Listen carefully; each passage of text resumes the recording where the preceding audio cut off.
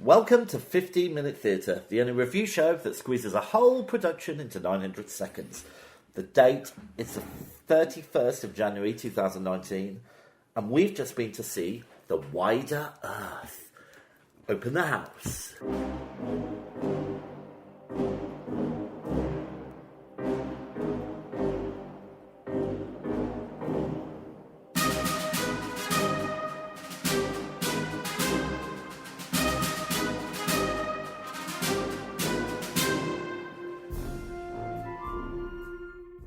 Ahoy, Vicky! Yo-ho, Jimbo. I feel like a boating adventure. Do you? I do. Come on then, let's go. Let's set the sail. No. Let's set sail to Theatreland. Okay. All right, we've just been to see The Wider Earth We have. at the Natural History Museum, no less. The Natural History Museum. How about that? It's a nautical adventure. It was on dry land. Yeah, it was, yes. But we'll get into the bones of it in a minute. Okay. And the fossils. But You don't know, but that's funny because there's actually fossils in the play. anyway, before we do that, I'll give you some facts about it. Okay. It was directed by David Morton. It was written by David Morton. Oh. Notable actors: Darwin was Bradley Foster. Emma Wedgwood played Melissa. Melissa Vaughan played Emma Wedgwood. Oh yeah, I was going to say. Jack Parry Jones played Captain Fitzroy. Okay. And it was obviously at the Natural History Museum, and it's running until the 24th of February 2019. Okay, great. Give us a synopsis. Okay, so basically, the young Charles Darwin has just finished his degree, and he's really into like nature and finding stuff out. And his professor gets him an interview. Excuse me, for a spot as a... I burped, that's why I said excuse me. I thought you were seasick then for a minute. So Professor gets him a spot as a naturalist on a navy voyage around the world. On a ship called the Beagle. On a ship called the Beagle. So he goes off and has some adventures, and that's what we see. All right, so before we get into the play, I Yes. have to say, I do feel very well informed about the early years of Charles Darwin. Do you? Yeah. I didn't know he was on a ship called the Beagle. Me neither. I didn't know he even counted all those different animals. Me Well, neither. I kind of knew that, but Yeah. I didn't know how he did it. I knew that him going to the Galapagos was a big thing in his theory that helped him with his theory of evolution. I knew that. But so as an information exercise, it was quite good. Yeah. As a play, Meh. not so brilliant. Meh. Okay, I think it really lacked in a couple of major things. One was the script. The script was pretty dull, wasn't it? I think it may have been written by someone at the museum. Oh. Well, I don't know. It Yeah. felt like that. I'm sorry if you didn't, but it was each section, because I'm not going to... Each scene, let's call it, Yeah. was almost exactly the same length in time. So, Was it? Were you counting? Well, it was about a minute and a half, 2 minutes for each scene. And so they'd do the scene, then there'd be the next scene, and every time it was the end of the scene, they had this big, like, rock, which was kind of a boat, which was kind of a thing that kept moving, which span around, basically. Yeah. And every time a scene ended, the rock moved around, Yeah. and then the actors moved around. Yeah. So it was very predictable. It was. The lines were nothing. There was no Shakespeare. No, it wasn't Shakespeare, which is not always a bad thing. No, but it was even no Sondheim. No, it wasn't even Sondheim, no. I don't know how you hate him. Yeah, I don't hate him. I just hate what he does. Okay, fine. And the performances.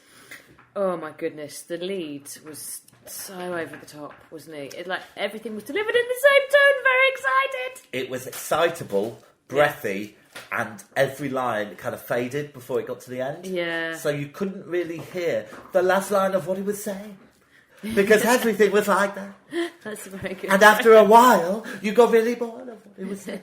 But bless him, he had a lot of energy. Hey, gosh, he had so much energy. He could run around that stage, up and down that wooden block. Would he give me some of his energy? I need some. You could do it a little bit. Yeah.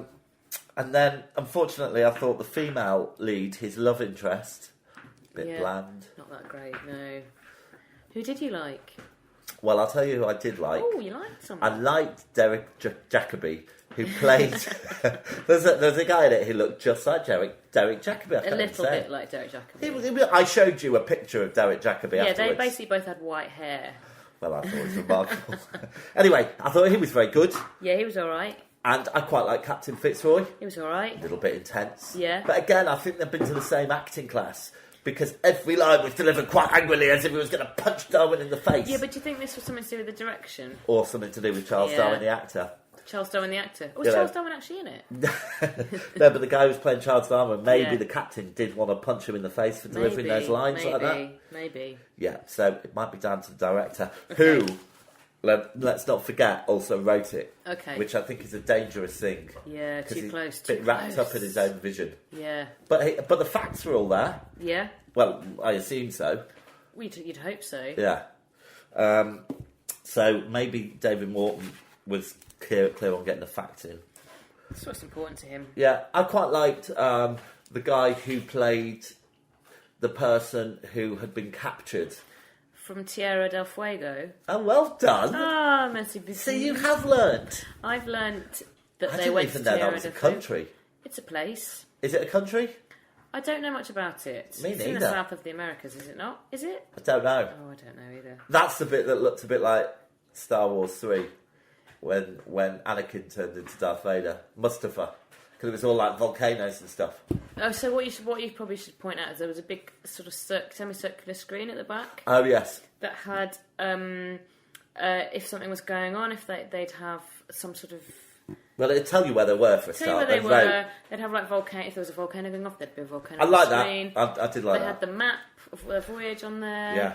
I mean, I joked to you at the start, didn't I, that because of the big like rock-like structure, I said, oh, this is like the Lion King. Yeah.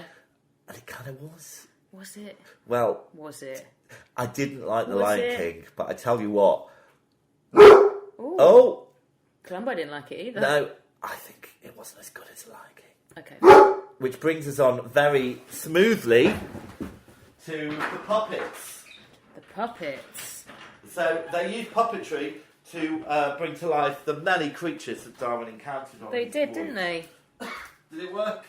Well, I like puppets a lot. Big fan. Some of the puppets were quite good, and some of them were quite awful. I found you could see a little bit. It was a little bit too clear. The people doing the puppetry, the controls. You sort of ended up watching them doing the controls rather than looking at the puppets sometimes. And also, some of the puppets were completely the right size, and some of them were completely the wrong size. So I just didn't. I don't know. Some of it worked, some of it didn't. Yeah, I think it's quite a modern thing nowadays that you see the puppeteer. Yeah. But usually when you see the puppeteer, they're either in black. Yeah. Or they are extremely accomplished puppeteers. Yeah. That put all of their energy and movements into the puppets they created, puppets they're bringing to life. Yeah. These guys were they were used by the actors. Yeah. And they weren't professional puppeteers. No. So there were a few things. Like there was a fish. Heck no. There was a fish that kept floating around that I couldn't stop chuckling at. Fishes were quite funny. Yeah. They had a tiny blue whale and then like a massive turtle.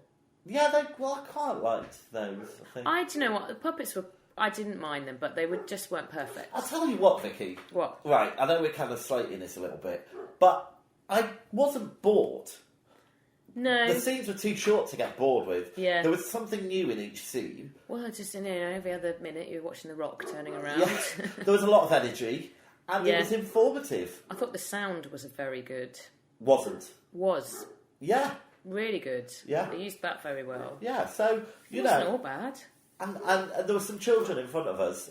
They were engaged the whole way through. Yeah. They weren't fidgeting, were they? And while I was waiting for you in the interval, Yeah. I heard them talking and they were going, oh, who's your favourite? Who's your favourite? Yeah. So, I don't think it was designed for us. Maybe it's the wrong audience. Maybe we're the wrong audience. Yeah, maybe we are hard and embittered by the theatre we've been to see. We need to bring back the joy. Bring back the joy. That Charles Darwin had. Oh my God, he was so excited. amazing.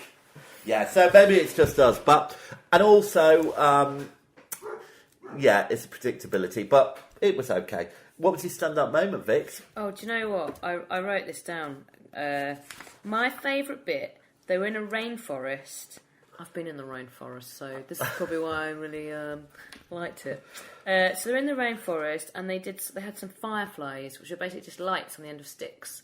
But the sound was very good, and the bit on the screen at the back was very good, and it felt quite atmospheric, and with all these little lights flying around. That was my favourite bit. Oh, I like that. What's your favourite bit? I think my favourite bit was when Darwin was going to visit his professor just before his trip. Yeah. And he basically inspired him to go and gave him his microscope and stuff like that. I thought it was a really nice characterisation, and yeah, it was very exciting. I was on board for that adventure. I tell you what.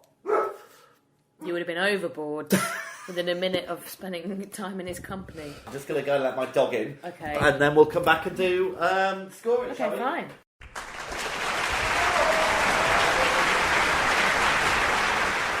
Now, you've got a theory, haven't you, that one day sharks will grow legs and come out of the sea? It's one of my greatest fears. Maybe Darwin.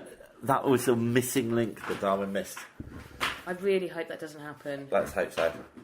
All right. Anyway, audience antics. I felt really bad because it was like half empty. It was more than half empty. It was very empty. I know. And I tell you what, London. This is at the National. What was it? Natural History. I've never been to it before. You're not? No. I was really looking forward to looking around, and we couldn't look around. No, we weren't allowed. Mind you, I saw the gift shop or the cafe. I don't think you didn't see the gift shop. I saw the cafeteria. You saw the cafeteria, which is fine. Anyway, it was very unfortunate because it was quite empty. Yeah. It was kind of full of professors, I noticed, or children. There were a lot of teenagers. Yeah, weren't there? but they all seem to be like scientists of some kind. Maybe they're trying to learn a bit more about the person that Darwin was. Well, he wouldn't have got it from that Science place is unless he was like really irritated and over the top. Well, he might have been, you know. Who knows? That was mean. Sorry. Also, I've got another issue with the theatre. Yeah. So, because there was an awful lot of seats to choose from, Yeah. and your dislike of children, we were Yeah. going to move, weren't we? No, we were going to move because the man in front of me had a very tall head. Oh, right. But I don't dislike children. we moved onto an air vent. Oh, it was very cold. It was suddenly wasn't it? really cold, so we had to move I had back. to go and sit back behind the man with the tall neck. You don't have a lot of luck with people sitting in front of you. No, I have terrible luck. I think I need to grow. Or you could start buying a ticket. Oh, do you know what I could get? I could get the booster seats that they give to the kids. Could get the booster That's seats. what I'm going to do. Brilliant. All right, shall we score it? Sure. All right, so performances. Shall I kick us off? Yeah, sure. I'm going to give us a 5. Give them a 5. I was gonna go going to give us a 10. I was going to go for a 5 as well. Okay. Staging and technical. Well, I did think the sound and lighting and the screen and stuff was all quite good. Yeah. I thought the rock ship wasn't that great. So I'm going to go for a 6. Okay. I'm going to give it a 7. Okay. Yeah. All right. So narrative, plot, music. All right. I'm really torn, but I am going to give it a 5. I think I do have to mark it down just because it wasn't a well-written No, script. it wasn't well written. But it was informative. Yeah, go on then. I'm going to give it a 6. Okay. I'm going to give it a 6 as well. Okay. Originality. Vicky. Well, I mean, I don't think it broke any boundaries, did it? Not really. No, direction was very bog standard. I'd go for a 5. Okay. I'm giving it a 6. Okay. And these are all kind of reluctant because I did feel that it had a lot of heart.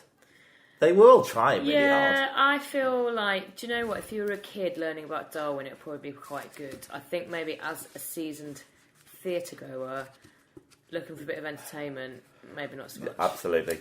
All right, and was it worth it? Look, I'm going to give it a 7. I came out, I enjoyed it. It was snowing. Don't think that had anything to do with it. I'm going to give it a 6. All right, great. All right, so while I add up the scores, would you be kind enough to tell the listener where we're going next on our theatrical voyage? Do you know what? I'm going to have to look in my calendar because I can't remember. I think we're going to see something this week. Are we? I don't know. I think we probably are. Oh, no. So the next thing we're going to see, now this is going to be interesting. We're going to see Barbarian Sound System at the Donmar Warehouse. Oh, are we? Yes, and I haven't seen the film, but I know it's quite dark. So I'm not going to watch the film. I'm going to see the play without any prejudice. I think it's going to be a very interesting one. Right. it gets a rating of 2.95, Oh. which does put it at the bottom, but it's not as bad as I thought it was. No. That's nearly a 3-star rating. You know, that's not so bad. But look, them's the breaks. Them's the breaks. I'm sorry, people, everyone who's on it in the production. Anyway, good luck for the rest of it. Yeah, I hope things get better and more people come. Oh dear, I feel so mean. Me too. Anyway, on that note, thank God the theatre bell's rung. Oh, thank goodness, can't wait to get out of here.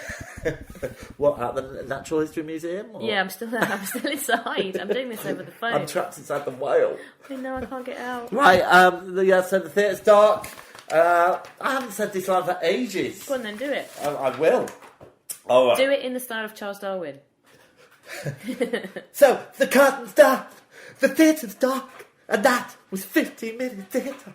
Goodbye. Goodbye.